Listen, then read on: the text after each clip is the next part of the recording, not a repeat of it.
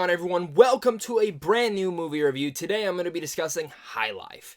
And if you guys are new here, well, consider hitting that like and subscribe button for all sorts of early movie reviews like this, plus geeky content down below. And you guys can also go over to Samsung Films on ways to see films early. High Life is a movie that I've been incredibly anticipating because ever since I heard A24 picked up this film, I'm a big fan of A24. Anything they grab, I'm on board. Here, Robert Pattinson's in it. He's been an excellent actor the last couple of years, really choosing projects that are like super underrated but awesome. I have Denis directing this film and writing it, and she is a wonderful director. So I was really hyped for this film. I've seen certain images but none of the trailers, and really I went into this like not knowing anything, just knowing it's a sci-fi film with this director, with this actor. I'm pumped. High Life actually has more to it than just its synopsis. The synopsis says it's a father and his daughter struggle to survive in a deep space where they live in isolation, and that really is for the most part the story. But there's more to it than that. That's actually where I get to one of my main things with this film. I was a little bit let down with this film. I'm not gonna lie. I was pretty let down with this film. I was expecting to walk out and be blown away loving it. Blown away by certain aspects of the film, but I do have a couple major cons for the film that really made me not love the movie. I still really enjoyed it. Actually, I really liked it.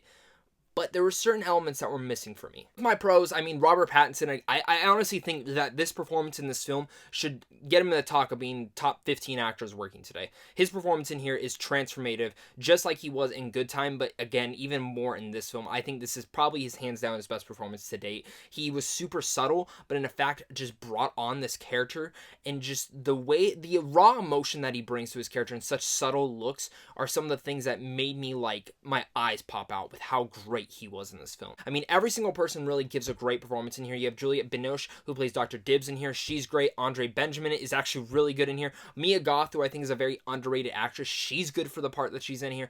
But the direction really falls on the visual spectacle that this film is. This film has some of the best cinematography shots that I've ever seen. And it even comes down to a lot of the visual effects that they put in here. There are some... Again, I said, this is a visual spectacle of a movie. Like, this is a movie, if you are interested in seeing this movie, do find it in the theaters near you and go check it out and form your own opinion no matter what you think of it, because the atmosphere, the cinematography, the visual effects are something that I have never seen before on screen, and in fact really brought me back to times of 2001: A Space Odyssey and even Interstellar. Even more onto a lower budget than those two, and it was really jaw-dropping at times to see some of the scenes and some of the looks, and again, everything in space was incredible. There are multiple scenes in here that are buried into my membrane for the rest of my life. I cannot forget to mention the score, which is symbiotic to the whole movie, and it just fits perfectly with each and every tone. The movie's really weird. Like, I know A24 picks up really weird movies, but there are a couple scenes in here where I was like, I have no idea what's going on. Like, this is kind of like Suspiria level stuff, and I love Suspiria, but there's some Suspiria weirdness in here. I think that's where I can say is that the director is very ambitious with this movie. Very bold and very strong in its direction that it wants to take it in, but the direction that it wants to take it in was the thing that I actually wasn't that appreciative about. I don't know if this will improve on a rewatch. I actually do want to check out this film again. I've actually taken time to sit on this film and think about it more before I've actually sat down to review it.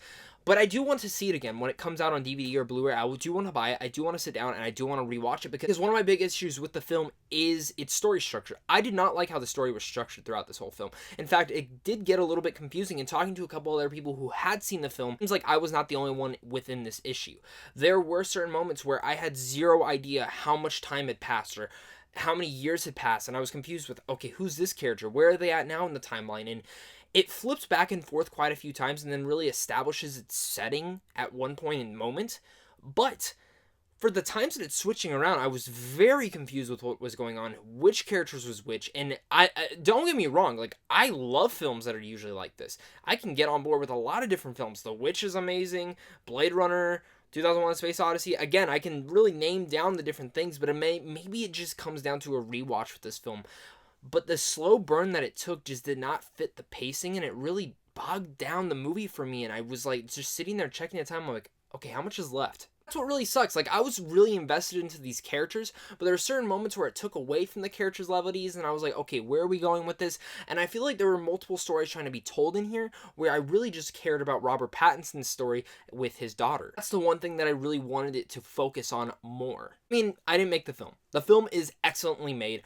Even though I had problems with the script and the story structure that brought down the pacing a bit, it's hard to say that this film is bad. It is not. It is a greatly made film with an okay story structure that I think personally might actually improve on rewatches or might actually get worse. I don't know for sure, but I'm curious to hear your guys' thoughts and see if you guys feel the same. Life's a visual spectacle for sure. It carries one of the best performances of the year so far within Robert Pattinson, and Claire Denis does a fantastic job directing this movie. Even though I had issues with some of the story structure, I still really immensely enjoyed the film and felt sucked in with the atmosphere and the cinematography itself. So with all that said, I'm going to give High Life a B-.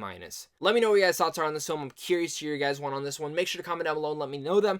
And also, guys, if you guys are new here, well, make sure to hit that like and subscribe button so you guys never miss out on a review. Thank you guys again so much for watching this, and until next time, stay classy.